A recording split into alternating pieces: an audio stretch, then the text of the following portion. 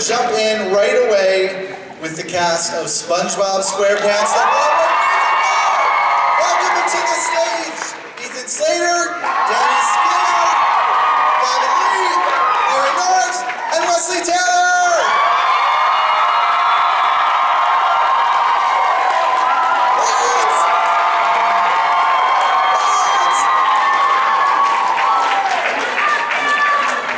Oh my God, we are all here. Am I in the middle?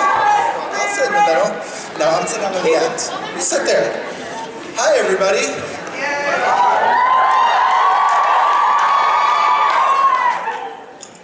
What's going on? You guys excited about today? Yeah. Yeah. All right, we're going to start off right away. This show, Spongebob Squarepants, obviously has been so many different things. It's been obviously a very popular cartoon, animated series. It's been comic books and movies. When you heard that they were turning it into a Broadway musical, immediate thoughts? How is it going to work? That doesn't sound like a good idea. Which is what a lot of the response has been on social media before people come and see the show, and then it's like, wah! I feel like I was really lucky when I heard about it for the first time because it was called the Untitled Tina Landau Project, which meant that I knew the how. You know, we have a brilliant director at the helm who's got a vision that is not necessarily what you would expect. So from day one, it was about how to do this in, you know, a clever way, in a way that brings something new to the stage and brings something new to SpongeBob. So, you know, my first questions and doubts were answered pretty quickly in the first workshop. What about the rest of you guys? I mean, I was skeptical, of course, but then you hear all the artists attached, all the composers, and I was like, oh, this is going to be like something we've never seen. So I was jazzed. Which it really is like something you've never seen before. I was completely transfixed from the moment. Have you guys seen it? Anyone out there seen it? It's unbelievable. What was, I mean, I don't want to go through everyone's audition process, but I am curious, Ethan, when you started this, how close did they want that voice? How close did they want it, or how close was I able to do it? I don't know what they wanted, but I do know that for my first audition, I didn't even try the voice, really. Wow. As far as I remember, I just sort of talked a little higher pitch than I normally do. And when I had to do the laugh, I just giggled. Which, you know, had its pros and cons. The pro being I was really invested in the scene, and the con being that I had to come back and try the voice in my second audition. And were you terrified of doing that? Terrified. But I had the benefit of having grown up with SpongeBob. You know, it came out when I was a kid, and I've been watching it forever. So I just had to do my research and rewatch episodes. Yeah, and then it was just a blast. Yes, Wesley. I was going to say, I auditioned for this show a couple years ago. Did not get the part. Let it go. You can't let it go. What'd you say? Hold that grudge. Can't let it go, no. Tina. Anyway, and then I was living in Los Angeles, actually, after they did the Chicago tryout, and I got the call that I was going to be flying in to do a reading before the Broadway. No guarantees, but it was sort of like my audition, like a 3-day reading with the entire cast who already had their offers. No pressure. And but anyway, I drilled the voice of Doug Lawrence, Mr. Lawrence, the voice actor for Plankton, because I thought everyone was going to be doing like pitch-perfect impersonations. And I just drilled it for weeks, and then I got to the reading, and Tina was like, what are you doing? We're not doing impressions. And so I had to sort of pay homage to the cartoon, and yet bring more of myself to the voice. Yeah, I have to say I loved that in my first audition, Tina was like, oh, you don't have to do a carbon copy of Squidward. That's great. We just want an essence of it, which is great because, and then any of us are impressionists. We're actors, so it was great that we didn't have to just be the cartoon. But yet the show still, and all of your characters, has essences of the cartoon. It feels familiar in that way. what was the rehearsal process like of kind of getting through this? Because there's so many things you guys are doing, I can't imagine how you even rehearse it. It was completely inventive. I mean, the room was just like a playground. As an actor, it's like the best part of this entire process was showing up on day one, especially when it was the movement workshop back, I guess 6 years ago. It was just like, you got to go in there and just create. And with a group of an ensemble of people, that's like the best thing you could hear on day one. And like, I think one of the things that exemplified that was we walked into the room, the studio, and it was filled with like pool noodles and beach balls and weird ladders and hula hoops. Yeah, just like all of these toys. And one of the first things that we have done every step of the way is Tina was like, okay, like what would you do with these things? Like, just play. So come up with something good, and then everybody would come up with ideas and invent things. So it was like 1, 2, 3, go, and that was pretty much stuck to like the DIY aesthetic. It was awesome. And the thing about Tina is she always says nothing will be wrong. Nothing is stupid. Well, some things might be stupid and they're really great. There's a lot of things in the show that are stupid. But she just was so good at saying, try it. Right? It's not going to be wrong. And sometimes she'd be like, yeah, maybe not. But in general, it's like, I like that idea. Let's take that bit of that idea and it got put in the show. Now, Brian, Ethan, and Danny, this is your Broadway debut. Yeah. Did you turn to advice from the veterans in the cast? Ones with glasses. Ones with glasses, the smarter ones. I wish they'd given us advice about that. Bring glasses. Always wear We're glasses. talking about the craft today, glasses. Yeah, I feel like we definitely know that they're constant sources of advice, even on little things. Just, I can't think of an example at the moment, but that doesn't mean that no, it's true. I do feel like I'm constantly, like turning to Gavin and Wes, or a good example was during the rehearsal process. We were working on sort of our opening scene together, and there's nothing quite like having a scene partner who is like really good at humor and groundedness to turn to and say like, hey, is this bit working? Like, does this bit feel right? And Ethan, no, Ethan, don't do that. Like, yeah, no, that's right. Try again. And Ethan warms up to my cast recordings. That is true. Oh, yes, that's smart. Yeah, Adam's Family and Rock of Age will get you going. Welcome. Well, Adam's Family.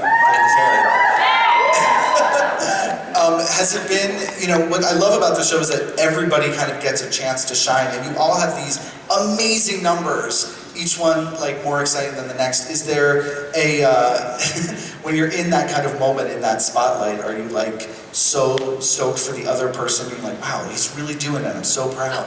Oh, just 10,000%. I catch myself during Sea Star Savior, just like watching Danny, and like I can't stop smiling. Because not only is he killing it, and it just like sounds awesome, and, but like it's just like this beautiful thing to see, and to like feel the energy coming back. There's something really surreal about it. Yeah, it feels super special. Brian, do you? Oh, wait, I was just gonna say, I make an entrance right after Gavin's 11 o'clock showstopper, Loser.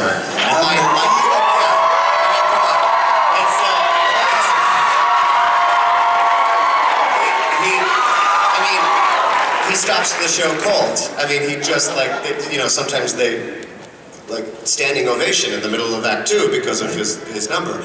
But meanwhile, I'm in the pit waiting to make an entrance for the next scene, and I'm like down there waiting for like 5 minutes of eruption of applause, and I'm like, get over it. It's not that good.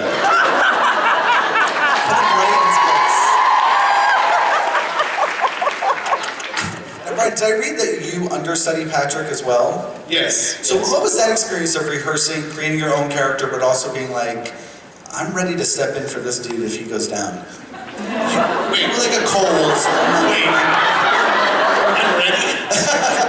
You're 2 o'clock, you're on. No, It was part of the audition process. Being, I think, one of the last additions to this group, I was being seen for crabs as well as the cover. So I was already sort of in prep mode before we started work. But then I just, put Patrick aside for, the weeks that it took for us to get to previews and then started really digging into Patrick as well. And it's been a real treat. I mean, because they're, on some level, they're completely opposite. Whereas one is so calculated and just knows exactly what he wants from life. And then the other one is just living that life. And to me, you can't ask for more as an actor to get to go from one extreme to the next like that. And I enjoy in the wings every night during Sea Star Saviour. If you've seen the show, the bit where Danny does the tambourine, he's in the wings doing it with his giant boxing gloves on. Oh my gosh! Because he has to keep rehearsing, so he's like with his giant boxing gloves on. Now, Ethan, you do something in the show that is unbelievable to me. Without spoiling anything, you do this amazing number towards the end where you're essentially climbing through ladders that, it is so unbelievable. And singing live, the only other person who could do this is Pink. And if they replace you, it just needs to be Pink. Because I'm pretty sure that no one can do what you do. What was the experience of rehearsing that? How did you rehearse that? Ooh, oh yeah, Judy has wrestling. Yeah, I was a wrestler in high school, and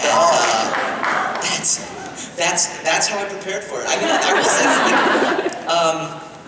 one of the here's how it happened. We were in tech, and I hadn't actually ever seen the ladder wall before, and they flew it in, and they were like, "Okay, cool, you've got like half an hour.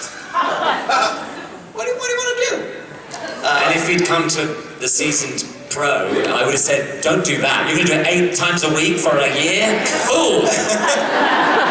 But I was like, yeah, I can do this once.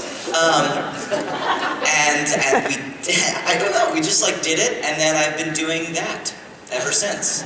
I mean, that's basically what it was. There were times in workshops where we were working on rolling ladders that were, I don't know if you've seen the show, there's a bright orange moving rolling ladder, on top of which Galen as the mayor stands.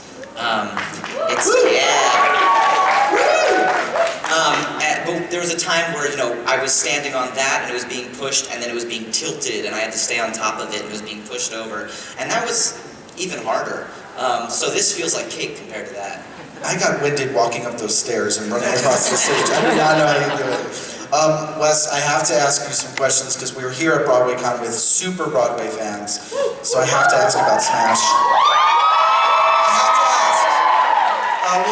We'll be fast. I'll do some quick questions. First of all, did Angelica Houston ever throw a glass of alcohol in your face? I wish. I wish she would have too. She's like the nicest person I've ever met in my life. Do you still know the rumor has it dance?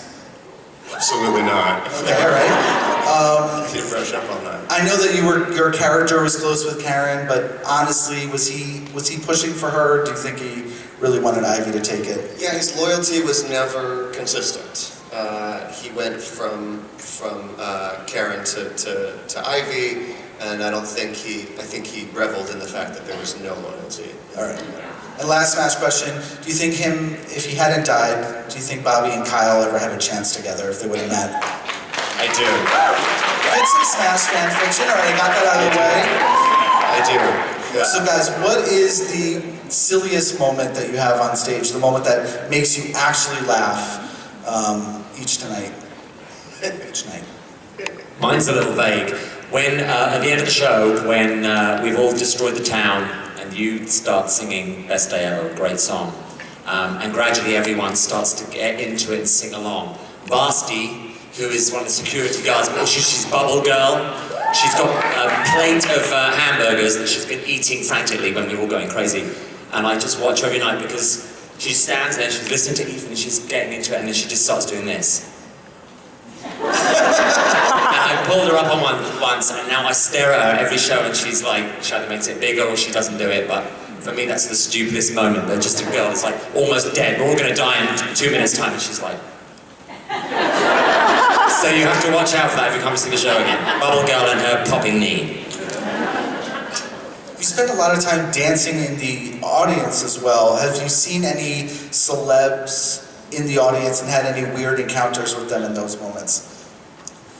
I have this fun moment during Tomorrow Is where I'm sitting on the side of the stage and I'm staring blankly sort of forward. And I happen to be staring about into the third row. So I try to find a blank space, but for some reason, like 2 shows in a row, right in the seat where I'm looking at was Ben Platt. Just waving through a window. And then the next day it was Neil Patrick Harris. So I'm just like, you know, forlorn, just like, is anybody else seeing? It was, yeah, so that's, those are mine too. I don't like knowing when critics are there, or you know, during previous reviews and stuff. But I accidentally looked dead straight in Ben Brantley's face, the New York Times, the chief critic, and it was like response. Yeah, exactly. You guys know, it's such a recognizable face that it scared the shit out of me. That would do it. What was it like working with the percussionist, Mike Dobson? Oh, He's like a hero in that show. Yeah, he's the best. He is so unbelievably talented, and it goes beyond, you know, what you can even conceive watching it, because the things that he's doing seem so natural. But one of the things that I think is the most impressive to me is that he can play percussion. He's got a drum kit. He can play the rhythm in time and follow my footsteps out of time, and not miss a beat. And I'll mess with him. I'll try to change it up, but walk at a pretty steady pace and stutter step, and he never misses it. It's unbelievable. He's too good, and he was brought in also at the very beginning of this entire thing at the movement workshop. So he was, he's been playing around with us and developing this, and it's insane what he does. He's totally part of the ingrained DNA of the show. And it's so good that he's there for all the rehearsals. He's set up in the corner, and just in a quiet moment you could go over to him and say, "Mike, can you give me a sound, because I want to try and do this," or whatever. And he'll come up with some random sound from some instrument or on the computer, and he's just great. And I think for those of you who've seen the show and you know how many sound effects there are in the show, one of the things I do when I tour guests backstage, I take them right over there, because there's a little black box that has I don't know how many little white buttons on it. 200,000, I think. It's a lot. It's a lot, and not one of them is labeled. Not one. He's doing it all from memory. It's impressive. This show is so filled with love, and it is an infectious experience going into the Palace Theater every night for the audience, for me when I was there especially. What have you gained from this experience so far? What has it meant to you guys?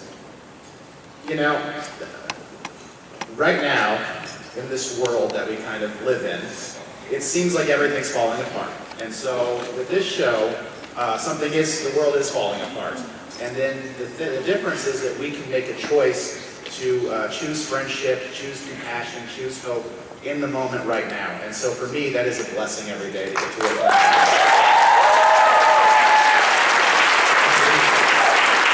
Yeah, I would just build on that I had a really hard time with the political landscape with the last couple of years. My family and I got sort of torn apart by the election, and it was really heavy. This show has been so therapeutic for me. I'm playing the antagonist characters in SpongeBob are anti-inclusion, anti-science, anti-immigration. I'm basically playing a Republican. Anti-press. I'm working my shit out every night. It's therapy, and it feels right.